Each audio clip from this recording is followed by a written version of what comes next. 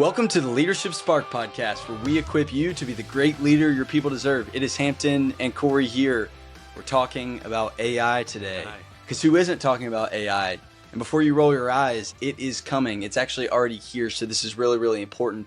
We're specifically talking about how Gen Z, they really understand AI. They're really using it a lot, and the reality is a lot of them think that their bosses don't get it or don't want to use it.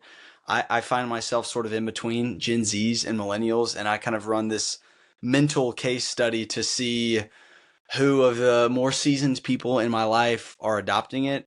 A lot of times I say, "Oh, have you heard of ChatGPT or blah blah blah?"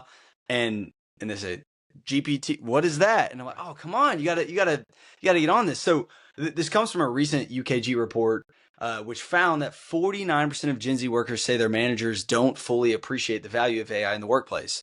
But meanwhile, 90% of Gen Z say that AI is saving them time, and 70% have taught themselves the skills they're using. So in other words, they're not waiting for permission. They're already using AI to work smarter. So maybe some of you listening to this, you may be learning for the first time. You have people on your team that are using this. Here's the kicker though. 84% of all employees across generations want AI to handle routine work. And so as Corey and I are talking about this, we're finding that a lot of employees are finding value in AI, but there may be some resistance to it as a leader. And that's where Corey's going to come in to give us some advice. Yeah, at the end of the day, and in the next episode, we're going to piggyback this one with a practical tool on how to think about change, because this is really about change leadership. And you really have two choices. One would be you figure out how to leverage AI in this movement, this disruption that's happening in the workplace, to maximize the value that you can get from it within your team. Or you're going to put your head in the sand, you're going to get railroaded, because it's coming. AI is coming, and it is reshaping the way work is done.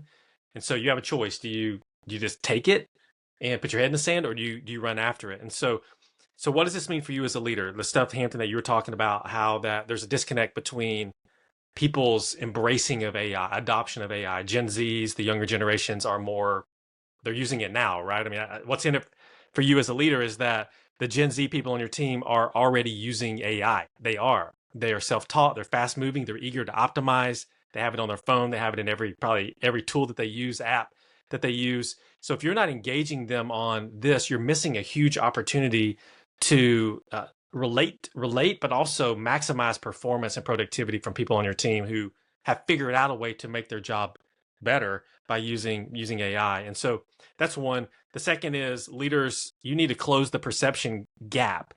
Perception meaning that what you just shared, that 50% of Gen Z people think that or perceive that their boss is against AI, or they're slow to adopt it. And so whenever Gen Z is clearly not. And so the real issue here is change leadership, which we're going to talk about next time.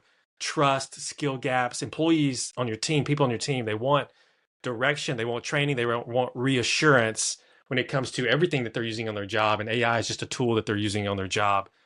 And the last thing I'll say is that most companies are not future ready. A very, very few percentage of companies are doing this right now and learning how to do it. So you can get ahead of the game while other companies are catching up. And it can actually be a competitive advantage for you and how fast you're able to move with your team if you learn how to enable AI in a thoughtful way within your team to be able to drive efficiency. So that could be tools, it could be training, it could be guidelines, it could be all these things that you want to put in place to be able to learn how to leverage AI. And so at the end of the day, it's about reshaping work, which is coming. AI is disrupting. I think about how many days a week do you use AI in some capacity? Every day. And I do too, every day. In fact, I'm at the point to where I don't really do Google searches anymore. I use Google's AI, right? It's like, it's faster to do that. Like, why would I search for it and go through all the results whenever I can just get that as a snap of my fingers, or the typing of my finger and hitting enter, right? To be able to get that. And so here's the bottom line, is that embrace it. Figure out a way to embrace it. Figure out how to maximize it on your team. Figure out how to not just engage the younger generations, but every generation on what that means. And it will allow you to go further, faster. Don't be the person who puts their head in the sand. Usually the people that put their head in the sand don't end up in a good spot, Hampton, from my experience. And so AI isn't there to replace your team, so you can put those fears to the side. It's not there to replace your team, but it is there to help them be effective and help them shine. And so why would you not get behind that as a leader? So your go and do would be figure out a way to embrace this disruption that is heading your way at different levels, and it'll make you a better leader.